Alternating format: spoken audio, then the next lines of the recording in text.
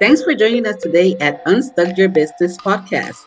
You went into business with a passion to explore your skills and talents and show the world what you can do to contribute into our society and into our economic ecosystem. But a couple of years into the business and your drive and motivation has dwindled, and now you feel stuck. When you find yourself at this crossroad of thoughts and emotions, how do you deal with it? In this podcast, we talk about the good, the bad, and the ugly of entrepreneurship to help you unstuck your business. We are your hosts, Inés Nazario Vega from Business Essentials Virtual Assistants. And Edith Duran from Reason Marketing. As a business owner, we quickly learned that there are many areas of business that we need to learn, anywhere from accounting to business licenses, and especially in marketing. I'm well versed with many marketing areas, but there is one that gets me stuck, and that is search engine optimization, or better known as SEO. My clients have many questions, but I continue to be a bit fussy about how it works. This is the area that my co-host, Edith Duran, specializes in. So, Edith, what's the truth about SEO? Can you demystify it for us? Hi, Inez. Well, yes, thank you so much for that intro. And yeah, as you know, this is my area of expertise. And the first truth that I'm going to tell you is that search engine optimization has really only been around for a little over a decade. Can you believe that? But a decade, yeah, it sounds like it's been around forever because it seems like that's the topic we talk about anymore. SEO, SEO, SEO. It's like everywhere. It's everywhere. And then some people think that it's not relevant anymore. But the truth also is that search engine optimization rules the internet. You can say it's just like Google rules the internet. So the next truth I'm going to tell you is that if you want to be relevant to Google, you absolutely need to pay attention to your search engine optimization. And what does that mean? So that means that, in the umbrella version of search engine optimization, you know that search engines are using keywords to make a match, a relevant match. That's what brings up the results on your search engine results page. If you want your website to be, and not just your website, any link that directs back to your business, which could be your Google page, it could be your Bing page, it could be your Chamber of Commerce profile page, any page that links back to your business, you want those to be a relevant result when someone is searching for services or products that you offer. But how do you do that? You know that that's how it works, but how do you actually optimize your website? Well, that means that you need to intentionally know those keywords that you're after. So, for example, if you are, say, an air conditioning repair service here in Florida, that's a very competitive industry. I mean, absolutely. Who can live without nowadays AC? With the heat, yes. Everybody and their brothers Googling AC repairs or AC installs, and of course they're going to come with the list that Google is going to give them to look for as service providers. And let's face it, I do this a lot when I'm Googling and searching. I only looked for the top 5, maybe 10 providers, and then I don't go beyond that. So that's a good example. So what a AC repair or installation company should do. So let me break this down a little bit further. And, and again, we just said that is a very competitive industry here in Florida. So what that also happens to do is when someone is searching for AC repair, they're going to get a ton of results. And it could be even more results than they're looking for, or not the right kind of results that they're looking for. So what happens then?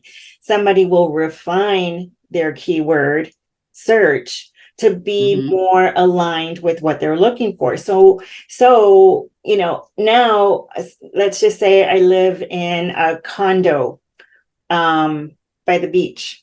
I might want to search for AC repair near the beach that I'm looking at or living at, and that specializes in condominium repair, because I want somebody that knows what they're doing, has done this kind of service before, and I know that they understand my problem.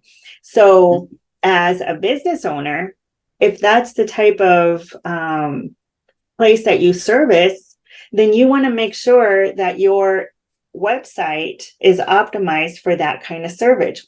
And maybe that's your main channel, is you service condominiums near the beach, and you can create a niche around that area if your website is optimized for that. But if you leave it in very general terms, like AC repair, now you're competing against everybody else out there that wants to compete for that term. And that's a good point, Ida, because when we Google, the first thing that pops us up is like near me. Right. Exactly. So you have to have that geographic keyword. Yes. In your digital platforms. And your statement? Optimization. Yes. So that's another area that you want to make sure that you're optimizing. It's not just the keywords for the service or products that you offer, but the geographical area that you serve. Google actually does make it pretty easy for you to do that. On your Google directories page, for example, you just have to go in there and select the cities or, the whole geographical area where your service would be relevant for it to come up. But if you don't take the time to fill that in on your directory page or on your website, we service these areas, then you're losing out on that opportunity. So the whole idea is you're trying to gain traffic to your site. So that result, if you're optimizing your website with keywords like who you're, what it is you're servicing, what products you offer, where you're offering them, those are all going to be organic results, meaning that you don't really have to pay for those results. If you're not optimizing, the other side of the coin to this is you're still trying to drive traffic to your business. So what's going to drive traffic to your business if you're not optimized? The only thing that's going to do it is some type of advertising. So that's going to be paid advertising, like you're using Google ads to send traffic to your business, or you're out there, networking and getting your name out there for people to find your business. But what happens is, if you're not optimized, as soon as those things stop, as soon as you stop your Google ads, all the traffic is going to stop with it. Yes. So doing a combination of those things where you're optimizing your website for those keywords and being very specific, in combination with intentional traffic, paid traffic, is really just boosts your website to the point where if you shut off those ads at some point, you still have that organic traffic that knows that your website is a relevant result for those search terms. And I know that this is probably maybe a lot of information for people. So Lynn, I want to try to break it down. I did this in a workshop before, and it seemed to be pretty well received. So if I take out all the technical stuff, let's just not even call this search engine optimization. I have this story of where I had my grandson at McDonald's in the play area, and so I was watching him, and then I got to come in conversation with somebody and in the same play area, and I'm looking at this lady, and then next thing I know, I turn around and I don't see my grandson, and his name is Joel, and it's the scariest thing. And of course, he was 4 years old at the time, super fast and small. So I'm looking around everywhere, and so I start to ask, have you seen this little boy? He's wearing, this red Spider-Man shirt. So right there, me asking, have you seen this little boy? Imagine that being the keyword being entered into Google. That's Mm. exactly how search engine optimization Oh, works. that's a good analogy. That's You a know, very good analogy. because that is how people search. First, you're Mm-hmm. asking the question, and then you're leaving it out there to the internet to give you a match. Mm-hmm.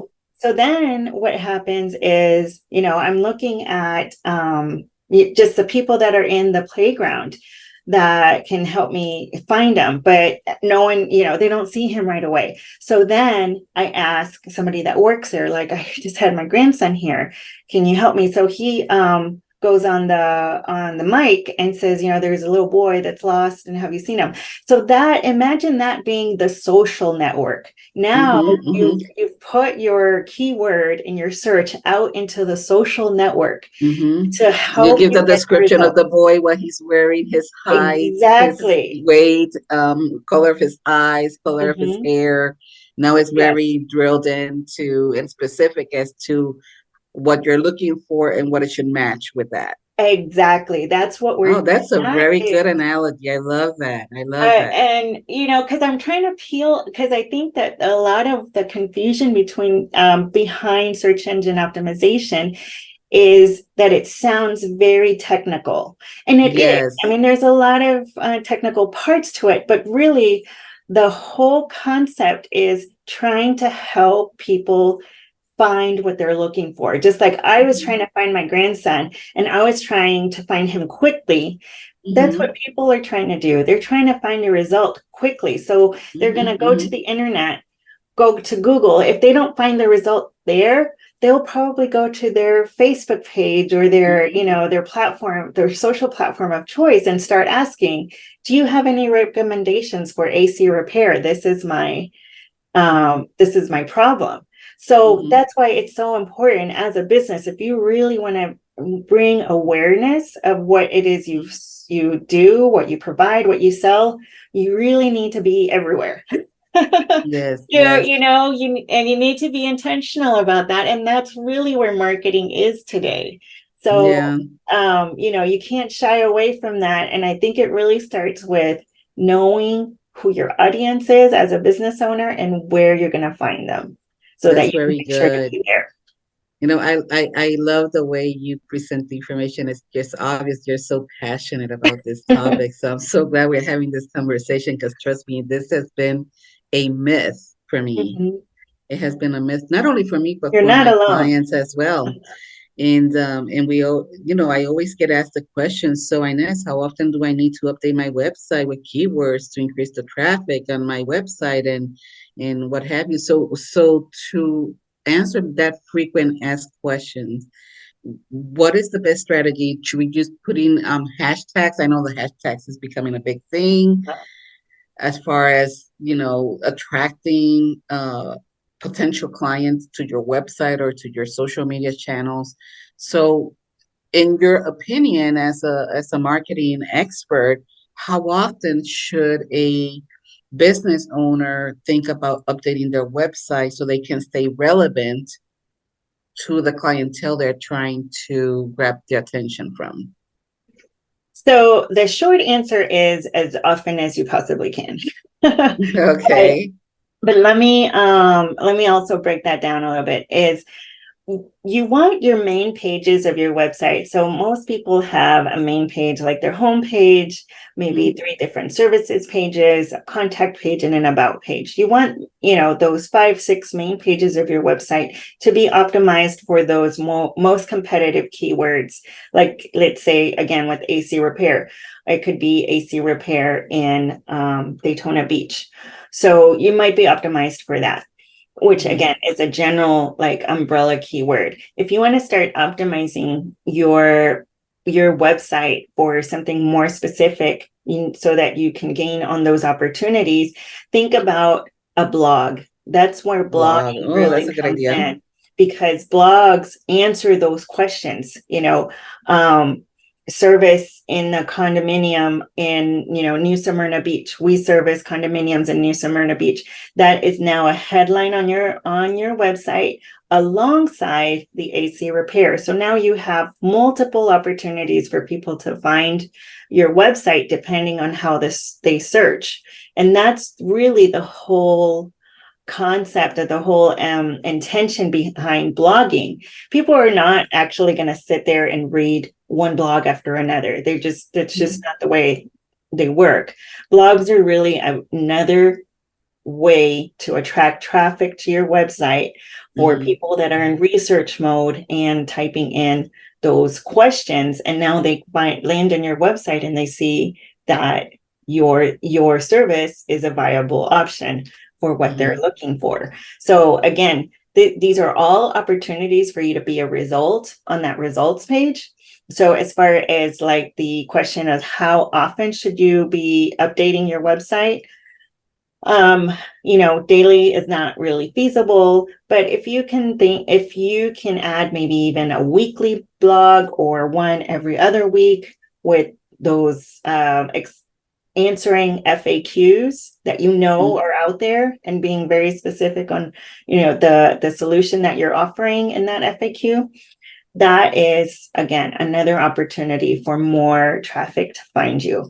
And even on those websites that have a very defined geographical area, so say they only serve businesses within 50 miles of their business. Those businesses might say, why am I blogging if I'm going to get traffic from Michigan or, or New York or, the people that I obviously can't serve? You want those clicks because clicks means you go higher in the search result. It doesn't matter if they did business with you or not. The more clicks that your website is getting, the more it's telling Google, this is a good website because people are clicking on it. And not only are they clicking on it, but if they're spending time on it, if they're actually spending a minute or more reading your blog or your page, that's another indication to Google that it is a relevant website. Because if you're putting keywords out there on your website and it doesn't really make any sense, as a human, let's get beyond the search engine. As a human reading this, it's like, oh my God, this makes no sense. What do? You hit the back button. That's another red flag to Google that says, oh, too many people have hit the back button on this page within, 5 milliseconds. It's not a good result. So you start dropping in your ranking. So not only does it have to be a good keyword, but it has to be good content. Okay, so that really answers very well the question. I really didn't think about the fact that I need to think of multiple opportunities to use the keywords in my website to increase traffic and increase ranking. I think the blog idea is really good. I didn't even think about that one. So definitely it's something in updating, quality of content, making it relevant in your website, because it's true. Most websites, they have like their basic information, the about us, the mission and vision, the services, testimonials, and what have you. But that's almost like static content. It just is blah. It stays there. Versus what you're saying, if you had a blog, I'm thinking for ourselves that we're doing this podcast, probably adding this podcast to your website with the relevant information. Yes. Also it's an opportunity to bring content to your website that is relevant to the audience that is looking for your services and products. So it's a really good advice that you had just shared with us, and really gonna apply it as best as I can. I'm already thinking about getting my web content person. Hey, can you add this blog page? Yes, and that's the whole idea is your website. That's such a beautiful thing about having your own website, is that you have the control and ability to really make it what you want to make it. Because social media is a very good platform, but it isn't your own. When you have your Mhm. own Yes. website that you can control, that you can add the pages that you really want to add and keep them there as long as you want to, versus a social media. Again, I'm not, nothing against social media because it's a very relevant marketing tool, but it is not your own. If Yes.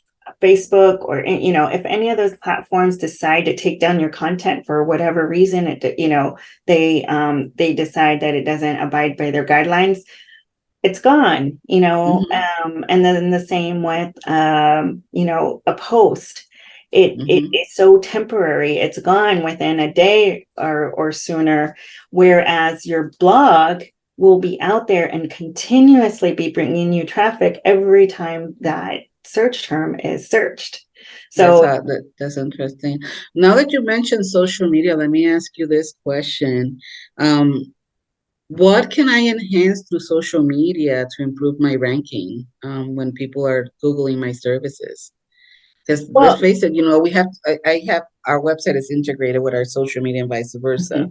mhm. We have all of our social media platforms with enough information that will bring the traffic back to our website.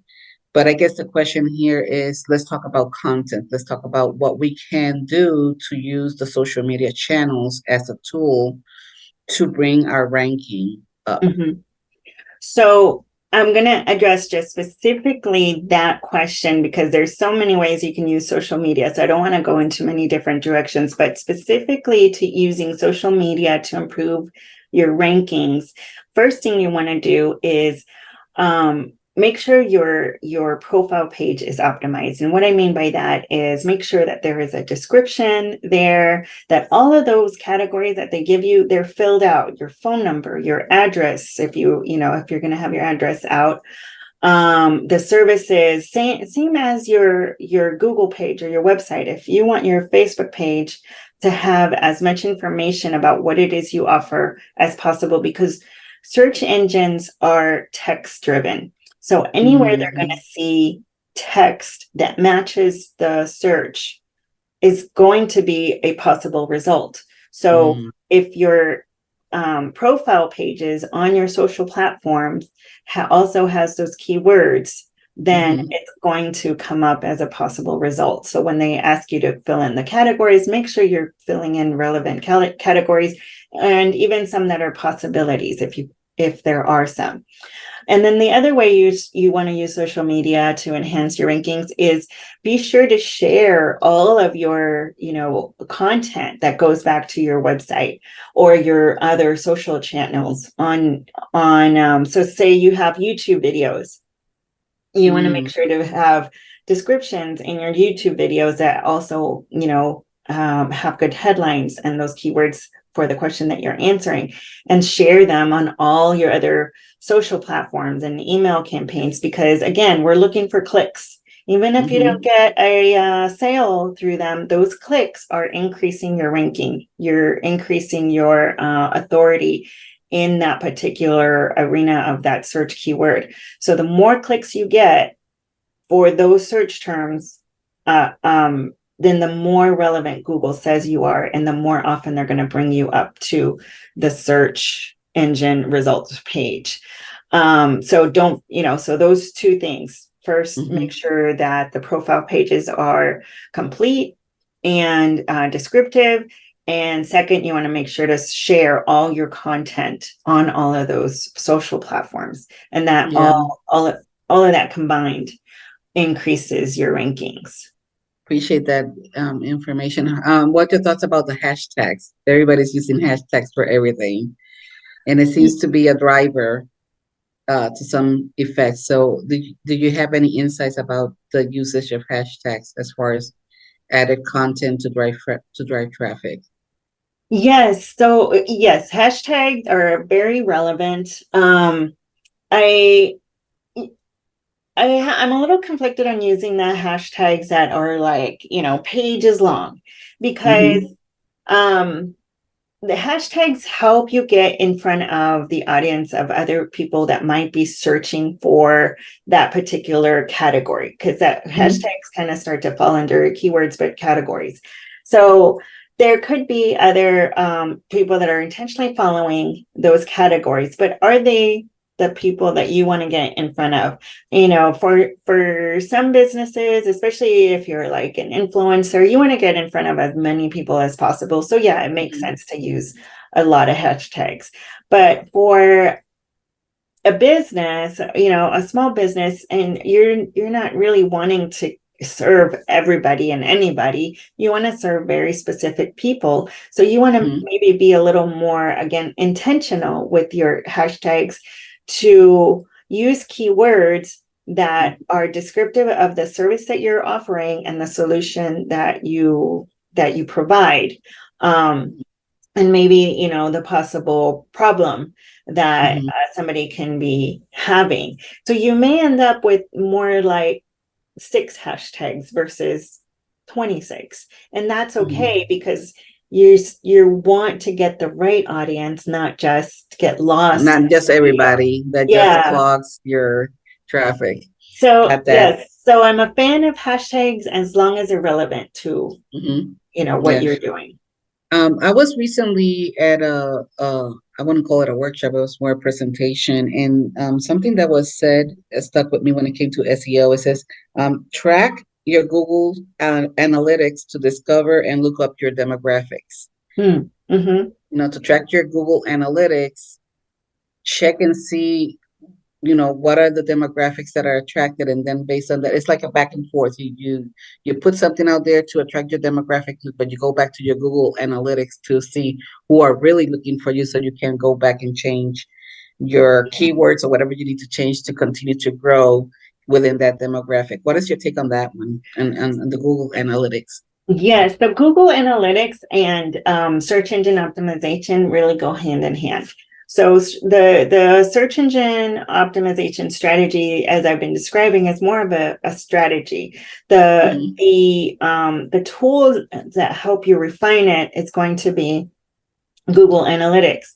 But Google Analytics, what that does is it helps you see the behavior that's happening on your website. So, like, for example, I was just talking about if Google sees through their algorithm that people are coming to your website and hitting the back button within a few seconds, then that content is not relevant.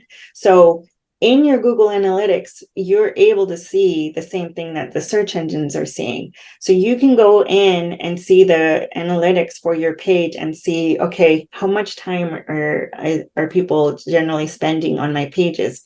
If there's one that has a really big high bounce rate, like 90% bounce rate, is exactly that action that I was just talking about. They go to your page and then bounce, and they leave immediately. So a page that has a really high bounce rate to Google is a red flag, saying, we keep putting this as a result and people leave immediately. So that's not going to be a good result anymore. So as somebody managing the search engine optimization, you want to be looking out for those kind of red flags that the search engines are also looking for. If there's so in that example, if you have a page with a high bounce rate, you want to take a look at that page and see, how can you improve it? How can you capture more people to engage with this page? Maybe it has very short content, it's not very descriptive. Do you have the opportunity of adding some FAQs to the page, or should you add a form right to the page to where they're staying on there and answers enough information and they can just fill out the form quickly, so they're not leaving the page so fast. So there's different opportunities you may have to make that kind of improvement.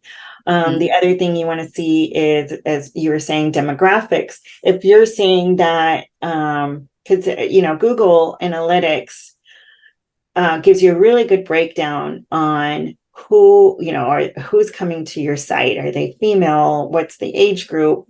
And so if you're seeing that if your audience is in the 30 to 50 age group, but only 40 to 50-year-olds are spending time on your page and the 30-year-olds are leaving, then maybe your content isn't really written right. It's not relevant to that demographic. Exactly. And you need to update it to make it more relevant to to your avatar client, Yes, to if your that's avatar if your client. demographics are the 30s and Mhm. so forth. That makes a lot of sense. That makes a lot of sense. Well, Edith, in the sake for the sake of time, we try to keep our podcast to 30 minutes. But in your own words, what are things we should consider when creating SEO strategy? We always like to leave our audiences with at least three things they take away and they can do something about it right now. So, what would you say are your three things, takeaways that business owners can walk away from this podcast and can immediately implement? So the three things that I suggest, as far as like the takeaway or homework, specifically for your SEO strategy, is it really starts with number one is know your audience, know where you can find them, and know their behaviors. What are, when you've been in business a while, those first questions that they're asking you at that first meeting. And so have that on your website, have those questions on there, because the chances are pretty high that if they're asking you, they're also Googling them. Mm-hmm, So, mm-hmm. if they're Googling them and they land on your site, you're already like a step ahead. You answered their question. So know your audience, know their questions, and know how you can better serve their needs through your content. So that's going to keep them on your website, not only keep them on your website, but increase the conversion, which would be like you'll get more phone calls, you'll get more inquiries if your content on your website is answering your audience's questions well enough to where they want to ask you more questions. So that would be number one. And number two, this is huge also. Search engine optimization is not a set it and forget it kind of tool. It is the kind of tool that, as a marketer, I do get excited about it, because now we get so much data, so much information through analytics, that makes it so easy to find out more about your audience. In traditional marketing years ago, you would put an ad in a magazine or the newspaper, or hand out flyers, but you don't really know how it's doing. You don't know Mm-hmm. who came Yes. from that. Well, through analytics, you do have that information. You do Yes. know how many people looked at it. You do know how many people Mm-hmm. called you through there. So it's a really great marketing tool. You just have to really pay attention. So that's why you have to start somewhere. It is not a clear formula on what's going to work, because in order to stay relevant, Google wants to see progress. They want to see these revisions. They want to know that you're an active business owner putting new relevant content out there, and they reward you by sending Mm-hmm. you more traffic. Yep. And then the last thing that I would leave people with, is that SEO, the search engine optimization that we're talking about, is not going to work well for you if you don't have a good website. Because Uh, huh? increasingly more and more people are using their mobile device to search. And if Mm-hmm. your website does not work well on mobile, that is going to be one. It doesn't matter if your content It's a is deterrent. Mm-hmm. right. They're going to hit the back button right Mm-hmm. away just because it doesn't work well on their mobile device. So, Mm-hmm. and it's more than that. It has to load fast. It has to, be easy to read. Mm-hmm. Don't get too caught up in the design. It has to answer their question, and have those keywords out there, and look and feel like it was designed to help them, like a customer Mm-hmm. service tool. So without a good website, Mm-hmm. don't invest too much into your SEO, because it's just You not know, going to it's work. interesting because this past week I went to a couple of networking events and very well intentional per people that want to get into business and grow their business, and then but they turn around and go, all I have is an Instagram page, all I have is a Facebook page, Mm, and they have great products and great services that they're offering, but they're not leveraging because they don't have that one digital spot to right. grow the business from. And let's face it, again, like DP said this in a past podcast, if you don't have a website, you might as well just close your doors. It's just you're Because working your leverage harder to than you grow need that business to. is going to be very, very limited. Right. Yes, you're forcing yourself to work much harder than you need to if you're putting all of this effort into building your online presence only on social media, because it Mm-hmm. disappears immediately, versus if you have a website where people, it's like the hub of your business, it's the Mm-hmm. online hub of your business where you can give them all your information and not just what they're seeing here on Instagram. You can put Yes. pricing, you can put packages, you can put your process of how to work with It's you. the one-stop shop for that avatar client. Exactly. And Mm-hmm. how convenient is that as a potential customer, that I can see it all in one place? That is going to make me want to do business with them. So yeah, and so in a nutshell, a big nutshell, those would be my 3 takeaways. Know your Yeah, audience. This is not a set it and forget it marketing kind tool, and SEO without a good website is just not going to work. well, thank you so much, Edith. This has been a super interesting topic. I'm sure the audience is gonna agree with me that this was really, really good content in terms of information we can give to business owners and to take away that is usable, that is valuable.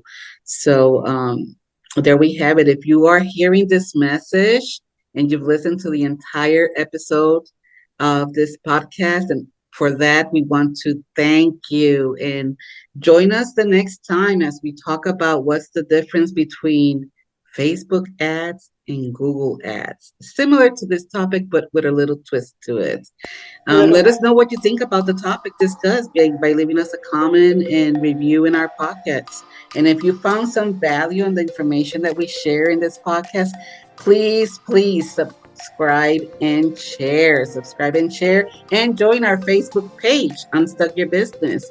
There we engage in conversation with other entrepreneurs, and together we help each other unstuck our business. Until next time. Until next time, thank you.